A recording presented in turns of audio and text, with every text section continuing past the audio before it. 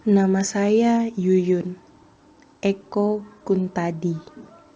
Saya Yuyun, 14 tahun, siswi kelas 2 SMP 5 satu atap di Padang Ulak Tanding, Rejang Lebong, Bengkulu. Tadi di sekolah ada kegiatan pramuka, makanya saya memakai seragam sekolah. Seragam pramuka saya mungkin tidak sebersih seragam kamu saat sekolah. Maklum, saya gadis desa yang akrab dengan getah pohon dan debu. Tapi saya bangga mengenakannya. Saya juga bangga menjadi siswi, bersekolah bersama teman-teman. Bagi saya, belajar adalah bagian dari perjalanan saya untuk mengenal dunia. Mencerucup ilmu pengetahuan adalah bekal saya untuk masa depan.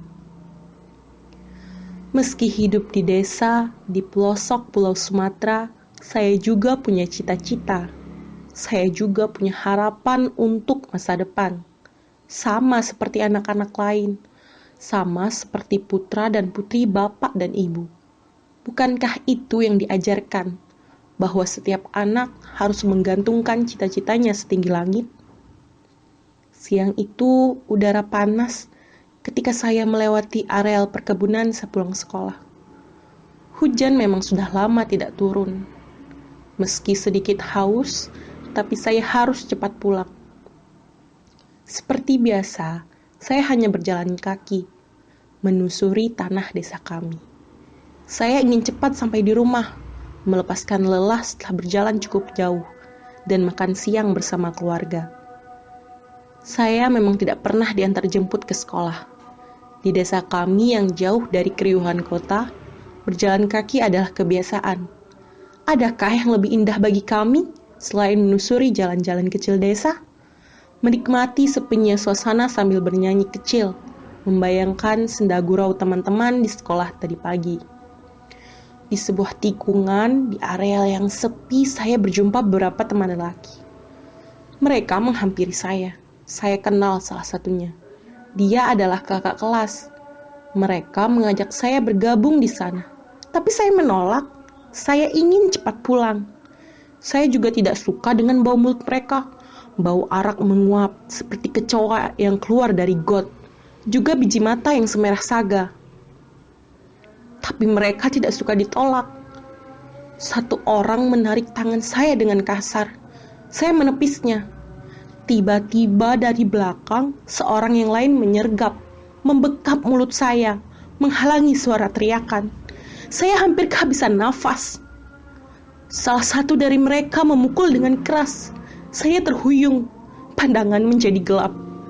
Yang lain membawa tali, mengikat tangan saya sambil meronta. Saya berusaha melepaskan diri. Tapi tenaga mereka seperti banteng. Ke-14 lelaki itu, yang sebagian juga mengenal saya, telah memperlakukan saya seperti binatang. Saya dibanting dengan keras ke tanah, disusupkan di antara pepohonan. Mereka menarik seragam pramuka saya, robek. Rok coklat tua dikoyak, saya menjerit. Tapi bekapan tangan mereka begitu kuat. Lalu dengan paksa, mereka memperkosa saya. Saat itu, di tengah himpitan kebejatan, saya hanya bisa merintih. Mulut saya tidak henti-hentinya memanggil ibu. Saya berharap dia mendengar rintihan putrinya. Ibu, inilah putri kecilmu, dikangkang gerombolan binatang dengan mulut bau arak dan nafsu luber di kepala. Ibu, inilah putrimu merintih menahan perih pada tubuhku, pedih pada jiwaku. Mereka menyiksaku, merusak kehormatanku beramai-ramai, memukuli tubuhku dengan tangan dan kayu. Ibu, inilah putri yang engkau lahirkan, yang engkau rawat dan sekolahkan.